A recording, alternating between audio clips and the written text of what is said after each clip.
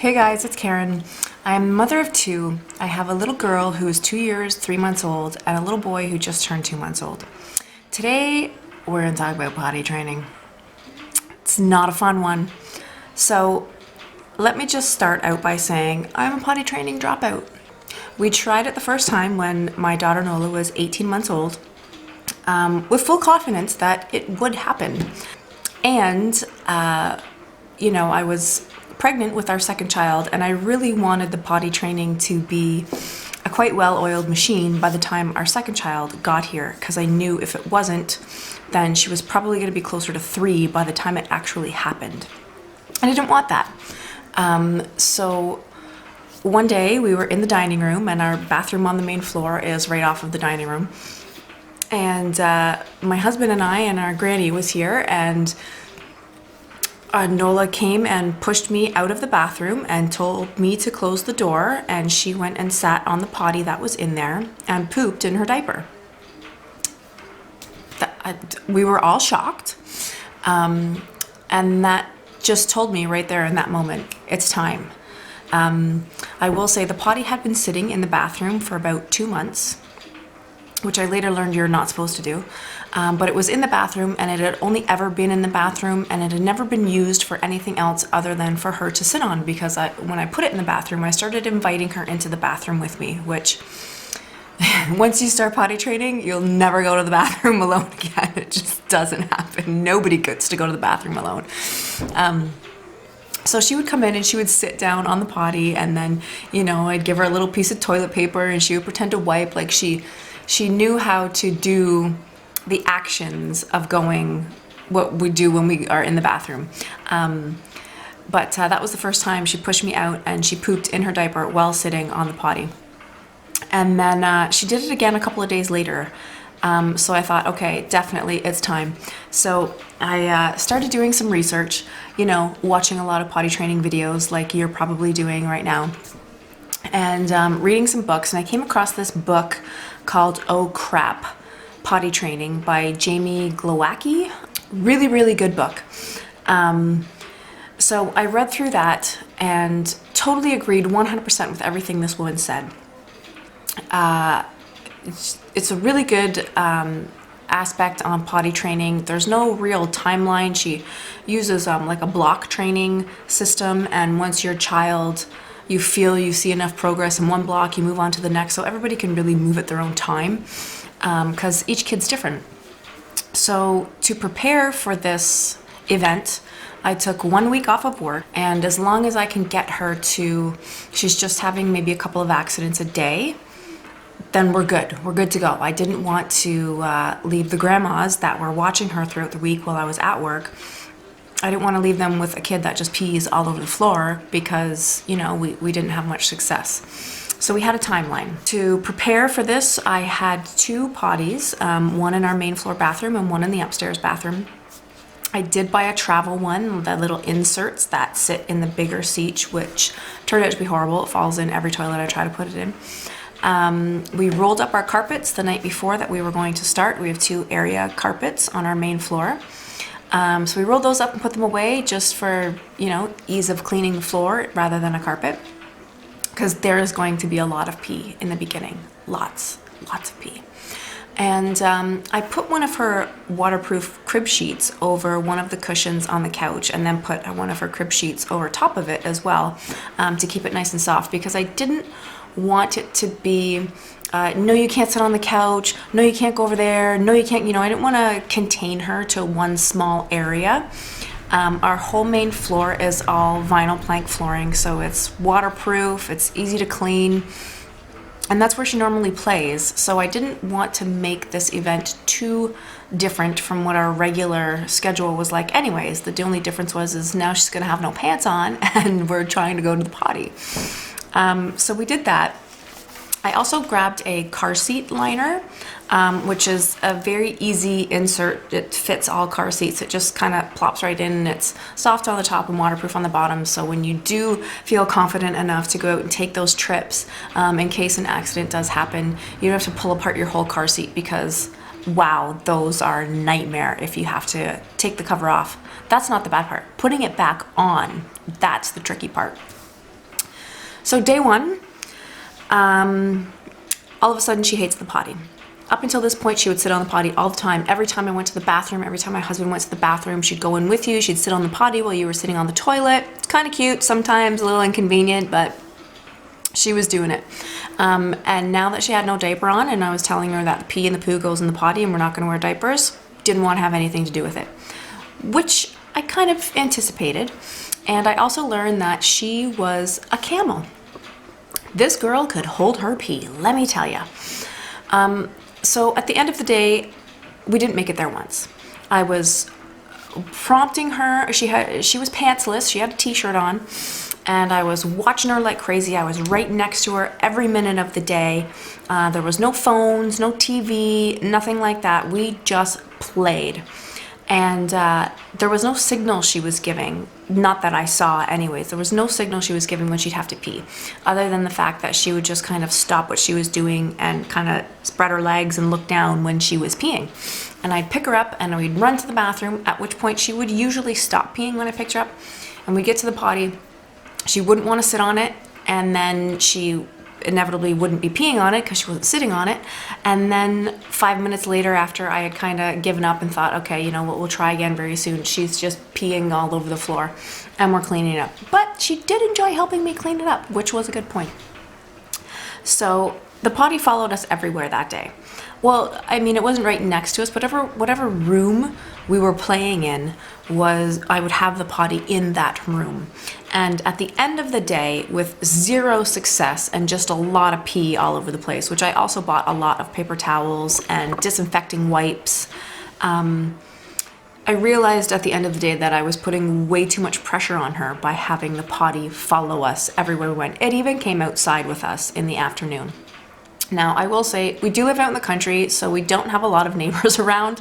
Yes, she was pantsless outside, but she was in like a dress. And it was summertime, so totally good with being outside in, you know, commando with the dress on. So day two, I noticed in the morning she had chafed bum cheeks, which kind of surprised me because I made sure that whatever she was sitting on was a soft surface. But her butt cheeks were pretty chafed. And the potty stayed in the bathroom, so we played in the dining room a lot that day, and I had kind of planned some activities that we could play at her little table that sits in the dining room with us, so that we were really close to the potty for a lot of the day. That day, there was 3 times where she told me she had to pee. Like, she would just say, pee, pee, pee, pee. And I'd get her to the bathroom, but she wouldn't sit. And I mean, like, she's going stiff as a board, she's crying, she's not listening to anything I'm saying. I'm trying to calm her, I'm trying to distract her, and she is not having any of it. Zero. And later that day, she pooped in my hand.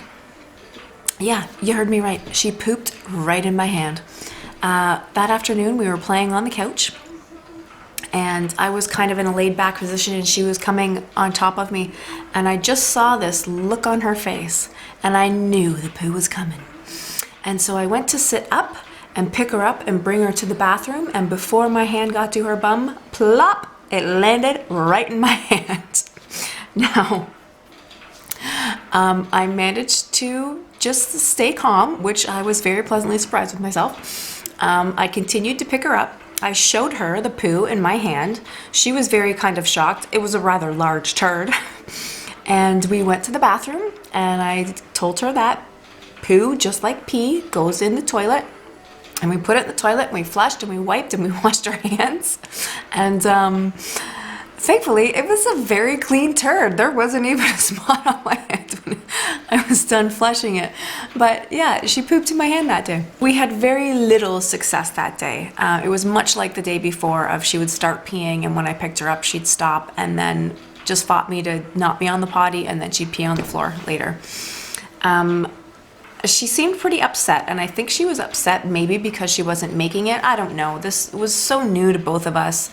But we hung in there. I felt that her telling me she had to pee, that was our progress. We had progress that day because now she's telling me that she has to pee, which is really, really good, that she's noticing that. So come day 3, she was a camel again in the morning. Like she held her pee all morning. She had about 5 ounces of milk in her cup, as she usually does with breakfast, and she had about a 4 ounce glass of water later that afternoon, and she did not pee once before she went for a nap. And that was like 4.5 hours that she was awake for. When I laid her down for that nap, I was in tears. I thought I had broken her. She's holding it and she's gonna like rupture something inside, and we're gonna have surgery, we're gonna be at the hospital. I thought that I seriously broke her, and I sat on those stairs and I cried when I laid her down. She again was not really telling me that she has to pee this day on day 3, and she was still really resisting going on the potty.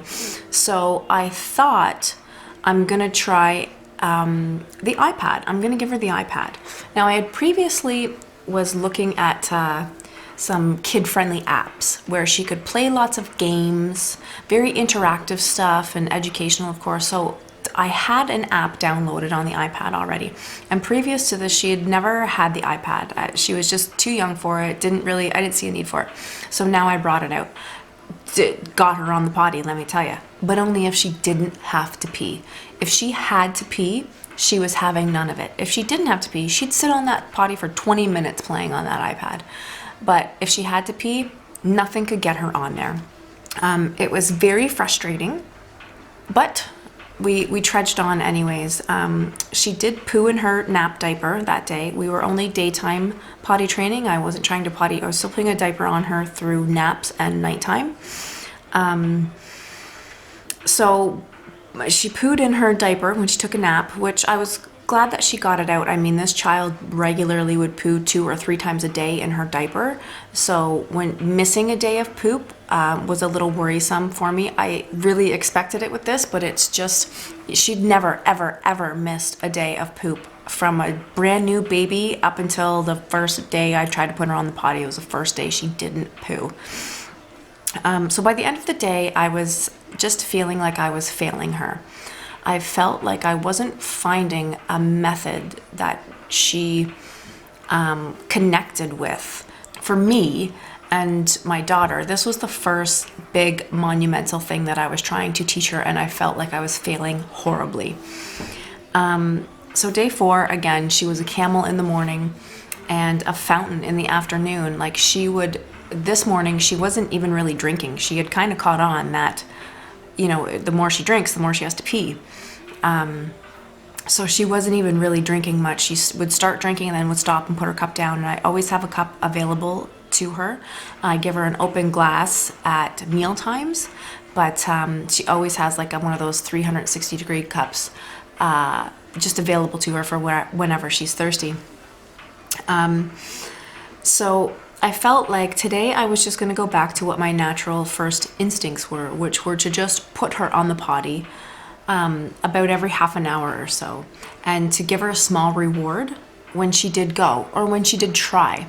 In reading the book, Oh Crap, Potty Training, she tells you not to do that. She tells you that, it's not the greatest way to go about things, and explains it in way more detail in the book. And I totally agreed with what she said, but it just wasn't working for me. So I decided to just follow my motherly instinct and just put her on the potty. Now, because we had already started this, I had to kind of trick her into getting to the potty. So I would, we'd grab hands and I'd say, let's skip. And we would just skip into the bathroom and I would just sit her on the potty. And the first couple of times she sat, it worked. And then I would reward her with a mini chocolate chip. So, it's not much, but food motivates my child. She absolutely loves food. She loves to eat, she loves to snack, she loves treats, of course, and I don't really give her a lot of refined sugar. I make cookies, I make muffins, I make her pancakes, and it's all usually like oats and applesauce and maple syrup. Like, there is no refined sugar. Oh, well, not no, but there's very little refined sugar in this kid's diet. So to get a mini chocolate chip was a huge reward for her because she didn't very often get chocolate. And it was our most successful day, to be honest. It was about 50-50. Now, we never had 100% of a pee in the potty, but she would start to pee, tell me she had to pee, and then or tell me she was peeing, and then we'd get to the potty and she would finish the pee in the potty. And I was so relieved. I finally felt like we were getting somewhere. It was a long 4 days, but it was working. And I was just, once I got her to the potty, I would say, you start to do things to try to get them to pee. You sing the alphabet, you sing a silly song that you normally sing with them, you read a book. I would tell her to try to push the pee out, because it's just something that caught her attention. And I would tell her to listen for the pee, if she could hear the pee when she pushed it out, because she was very in tune with the sounds of the house at that time. Again, living in the country, we have a water pump, we have a sub pump, and you hear those things when you're home and it's just you and a small child and the radio's on low in the background. You hear those things going in the basement. So she was always asking me, what's that? So I would tell her to listen for the pee. And it worked half of the time that day. Then we came to day 5, and there was total resistance again. It was a mess. It was a real mess that day. She was very upset and became, really kind of whiny, which that's not my girl. She is not a crier. I mean, the only time she cries tears is when she's hurt. She does whine, or fake cry, trying to get what she wants. But I mean, to really cry, it wasn't her. So I wasn't prepared for that either. That is one thing that in anything that I had read or watched, nobody had really mentioned, is just kind of the emotional toll that this can take on your child. And I really wasn't prepared for how much she was going to start crying, and that was really hard for me to see her cry. Knowing that I was the cause of it too was awful. We didn't have any success on that morning, and I put her down for a nap. And when she woke up and I went upstairs and I told her, okay, we're going to take your diaper off now because we're done napping and we're peeing and pooing in the potty now. And she just started crying, like tears. And it brought me to tears. I could see how much this was stressing her out.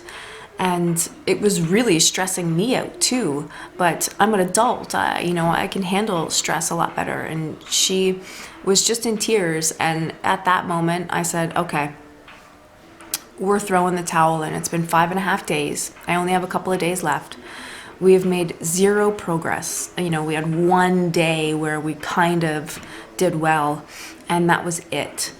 And I didn't feel that I was going to be at my goal of her only maybe having a couple of accidents a day by the time the weekend was over. And I mean, this was already like at the Thursday or Friday afternoon now. So I decided then that I was just going to put a diaper back on her, and we were going to enjoy the last couple of days that I had off with her and have fun and do the things that, have the fun that we always had together. So I did. I put the diaper back on her, and we enjoyed the last few days that I had off. And I will say that for the next, 5 or 6 days, almost a full week, she would tell me every time she had to pee. So I always kind of wonder if I had just kind of gotten over that hump, if I had went one more day, would it have clicked? Would she have got it? Would we have been potty trained? But we'll never know. I threw in the towel and just explained to my husband where we were at and the 2 grandmas that were watching her. I put the potty away and I asked everybody to just not speak of the potty again, because I really did believe that I only had one more chance to do this, and I was going to have to do it when I started my maternity leave, which is what I didn't want to do. I really didn't want to be hauling a 2-year-old around at like 8 months pregnant, because I was already having a very uncomfortable pregnancy. But such is life. There's a lot of things we have to do that we don't want to do. So I asked everybody to just completely wipe it off the board. Don't mention it again. We're completely cutting ties to potty training until I'm ready to try again. And that was going to be at my maternity leave. So that was the first attempt at potty training. Like I said, it was 100% unsuccessful. And another thing, I had mentioned once that she had chafed butt cheeks. She had chafed butt cheeks the whole time. I was giving her oatmeal baths at night, with just putting some oatmeal that I had. I would grind it up a little bit more and then put it in like a little pantyhose socket and just stick it in her bath.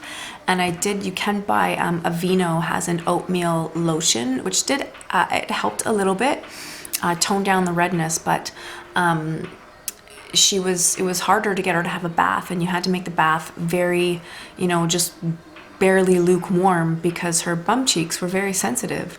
And that's something else that I wasn't expecting. I thought, whenever they have a little bit of a rash or chafing, everybody says, oh, well, let them air it out, and let the air get to it, it helps it heal. And I couldn't understand why her butt was out all the time and this was causing her bum to chafe with not having a diaper on. Very confusing, but the oatmeal baths helped, and that lotion really, really helped. And the whole time until I put a diaper on her again, she had chafed butt cheeks, which was just something else that I wasn't expecting with potty training. So that's it for our confessions of a potty training dropout. I will do another video of our potty training success, but we're going to cut that one short right here. So if you like these kinds of conversations, or if you like this video, please give it a thumbs up. If you want to have more conversations like this, maybe consider subscribing, and we'll see you next time.